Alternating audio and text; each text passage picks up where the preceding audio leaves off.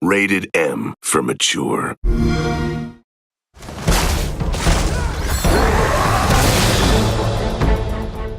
We're bringing 9 new multiplayer maps to Gears of War 4, and 1 classic map has been in almost every game, Gridlock. So for a total of 10 maps that we're bringing out.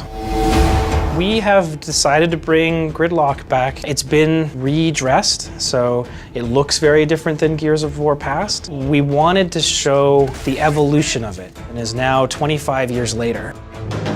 Reclaimed is like this oasis almost. It's an old farm that's been run down. It kind of has a tiered feeling to it, so like there's a higher, middle, and a lower area. There's a lot of advantages for teams actually going up to that top area, aiming down and looking down onto other enemies from there. At the bottom of the map, there's a sniper rifle. So if you're on the opposing side, you just go and grab that sniper rifle to try and combat that high point. Impact is just a stunning map. It's this concept of a city that's been destroyed and this airplane that's come in and just crashed into this side of a building and it's burned through there, and so you're fighting in around the wreckage of this airplane. If you're a fan of close quarters combat, Impact is the map for you. Forge is set in this abandoned steelworks. It's got an old giant kiln that players can activate it. It shoots out this big fiery ball of death so that if there's anybody underneath it, It just roasts anything that's in there. It's glorious. It's always fun watching people turn it on, trying to hit other enemies, but it can also backfire on the player itself. You can end up incinerating your own teammates if they're not careful. Lift is really unique, actually. So you're on this lift, obviously, and it's going down this huge tunnel. It's almost like you're taking a lift down to hell. And the cool thing about it is that it actually changes gameplay. Once the lift actually hits the ground level, power weapons actually become exposed and a whole new area of the map actually appears for players. Harbor was one of our beta maps. It was something that we put out there early on and we took back and we've refined since then. And the dock that's attached to it has power weapons on it. And it's very vulnerable out there. It's key to controlling the map is to go onto the dock to pick up the power weapons, but it's a huge risk-reward scenario.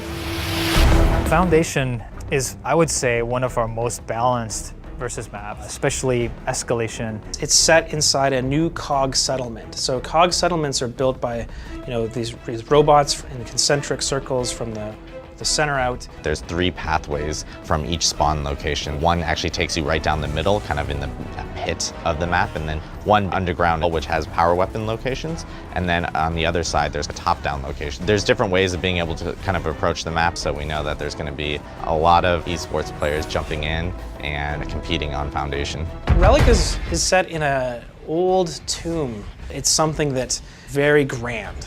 It's got big ceilings, but it also has a very open sightlines down the length of the map, so you know instantly what your opponent is going to be doing. You can get into the fight really easily, but we actually found that it's also one of the better Horde maps.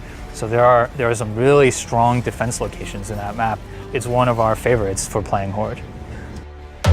Fallout is set in this old UIR abandoned nuclear missile silo. It's underground, it's set deep in a cavern. You can barely see the moon through the crack in the roof.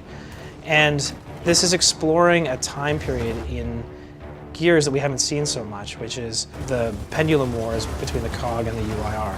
It has very different graphical styling. It's dark in there and it has cut down the middle, so you end up fighting over these sides of the map a lot. Try and grab power weapons, get over to the other side, flush the enemy from there. So it has a real sort of this side against the other side feeling to it. This dam is a dam. The center of it is this crumbling waterworks. It's really a map that we built around Team Deathmatch, so it's a fantastic Team Deathmatch map. Players will end up kind of spawning from each side. There's a giant line in the middle of different power weapons that players can actually grab. It's great because you see both teams coming from each side and scatter, and you'll find almost fights happening in every single location. 9 new maps and Gridlock, but our plan is to keep supporting this game going forward. We are releasing 2 new maps every month for a full year. We launched with 10, but a year from now we'll have 34 maps out there.